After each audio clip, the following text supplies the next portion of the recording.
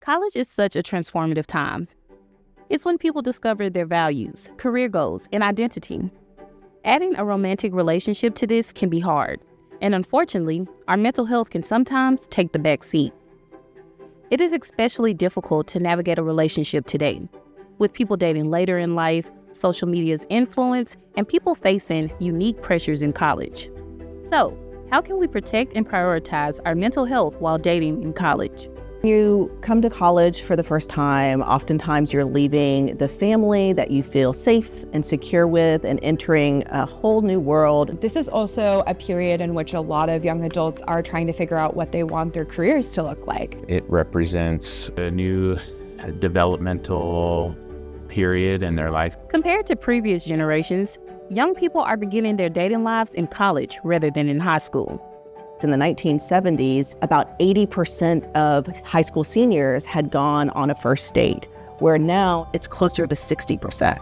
So a lot of times in college, more and more people are experiencing dating for the first time. There's a debate as to why people are dating later, but the reality is that college students have less dating experience. You kind of are uniquely at risk of not knowing if you are engaging in kind of coercive or what we would consider emotionally abusive behaviors. You also may not know when you're at risk of being victimized. Not only has a lack of experience made dating difficult to navigate, social media has completely changed how people interact and date. In the past, finding a partner may have looked like this. And this is Woody. Well, I have a ticket for the hiking carnival Saturday, and well, would you like to go? Why, yes, Woody. I'll have to talk to my folks about it, but I think I can go. That'll be fun. Despite how ridiculous that was, people used to talk on the phone or meet in person when finding a partner. Fast forward to today. We're able to learn everything about them by looking at them and their social media profiles. You're able to put the best version of yourself out there. Online dating is criticized for being inorganic and changing dating norms. But is this the reality or just fear-based thinking? I was going through the videos and I was like, oh, he's kind of cute, I'll respond to him. And sure enough, a week later, I go back to check the responses and he'd responded to me as well. So that night I followed him on Instagram and we started talking. We met in person the next day, and then our first date was in front of the music building? Yes, in front of the music building. And then 3 days later was our first date, and the rest is now, essentially. People were so worried about how that was going to change things, and that just doesn't bore out in the evidence. What we know is that young people still follow the same process of going into a relationship. Social media and these apps are kind of a tool to get that started, but it doesn't seem to at all be replacing the process of building a relationship. Even though online dating has not been shown to change dating culture overall, it has changed how people communicate about sex. The ways that we traditionally think about communication around sex are really drastically changing. Students are communicating about sex prior to even showing up to the encounter. The online world has made it easier to find sexual partners, and people think that hookup culture is abundant at colleges. But is this actually true? Students overestimate the number of students who are actually hooking up with their peers. And that's important because the actual number and being far less creates this almost pressure or atmosphere in which students feel like they should be hooking up. The pressure to hook up in college does not stop there. It also extends to dating in general. Young people feel pressure to be in a relationship. Part of adulthood and becoming an adult is being in a committed long-term relationship. That's one pressure that maybe forces people to jump into a relationship before they are ready. These pressures, mixed with a constantly changing dating world, can be incredibly stressful. So how do we prioritize our mental health and date amidst these pressures? First, it's important to know what you want. Before starting a relationship, you have to first take stock of what your goals are and your relationship interests are. Are you wanting a long-term committed relationship at this juncture in your life, in your education, in your career? Are you wanting a short-term, more casual relationship? I think being very clear with yourself about the kind of romantic relationship or relationship that you are seeking and what that looks like to you, but also simultaneously being aware of what you need in order to feel respected. Second, you want to find an equilibrium in your life and relationship. It's important to strike a balance between relationships and your other life goals. Take stock internally of what are your life goals? What are your hopes for education, career, hobbies, friendships, all of those things that bring us joy and really help improve and maintain our mental health. So balancing those with a relationship sometimes can be challenging. I'd say as much as I've learned about her, I've learned about myself. And it's about balance, it's about communication, it's also about advocacy for yourself. And like, I know that if I'm really stressed about an exam or something and she wants to hang out, like I need to speak up and say like, hey, maybe tonight I'm gonna stay home and just like focus on this exam. But on my part, it's also, okay, well, now that I've said that, I'm gonna plan another night that we can hang out and sort of just finding that compromise way that fits both of us. Third, remember the secret to any healthy relationship: communication.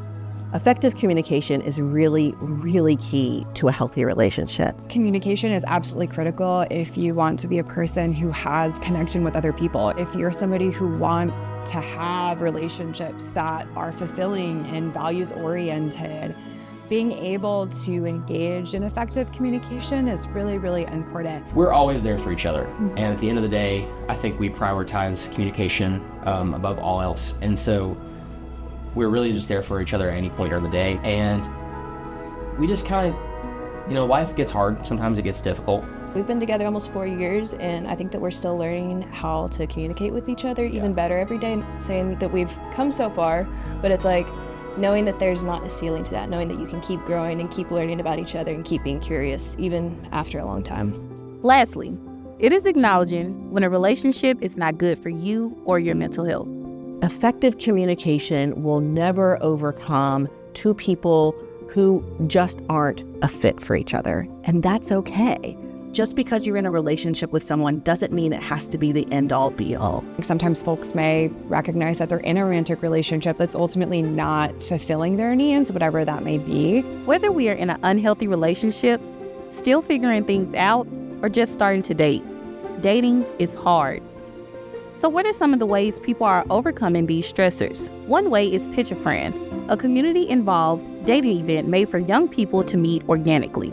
Pitch a Friend is an organization that encourages people to meet each other outside of dating apps for romantic or non-romantic interests. And you pretty much make a PowerPoint presentation of your single friends and present them to a crowd. What I've learned with Pitch a Friend is that if you have your friend talk about you, is they will show people the things that you won't necessarily talk yourself about. I do think that this is a great idea for young people to get out and date. I've learned that people make friends, they go on dates, they make connections throughout this organization. So what is the best way to protect your mental health in college when it comes to dating? Well, there's no one right answer. Some may choose to be celibate and focus on their studies. The main reason I didn't chase getting into a relationship while in school was because I knew, knowing who I am, how easy it is for me to get distracted. The number one reason to come to school was for my educational degree. Others may have tried a relationship and learned it wasn't for them. I think it's really easy to lose yourself in relationships and not even realize it. Coming into college, I did want to be single and be able to learn more about myself through that. And others find relationships that are healthy and fulfilling throughout their journey in college. Love is a feeling, but it's also a choice. And that even when, something difficult's going on or one of us is having a really bad day, always remembering that the other person is still a priority in our lives and almost like trying to outlove each other. It's a competition of loving each other more every day. And I think one of the principles of that loving is intentionality. Regardless of who you are and what you want, college is supposed to be a fun and transformative time. And whatever you choose to do, take care of yourself. It is absolutely paramount and critical to prioritize your mental health, whether it's in a romantic relationship, a friendship, or a family relationship, you only have one mind. So protecting that mental health is critical. If you had a physical health concern, would you put it on the back burner? Probably not. You'd probably go to your doctor. And I think that there can be a tendency to undervalue mental health because it's not as visible or not as tangible or not as maybe medicalized. There's also a lot of stigma around it. And so I think it is, if you would go to the doctor for a broken leg, you should also go to a mental health professional if you're feeling depressed or sad or anxious. And so I think it is fundamental. If you are struggling in a relationship and feel alone, sad, or confused, talk to someone you trust. Your mental health matters. College is fast, challenging, and at times can be chaotic. Being intentional in relationships and prioritizing your mental health can help during this formative time.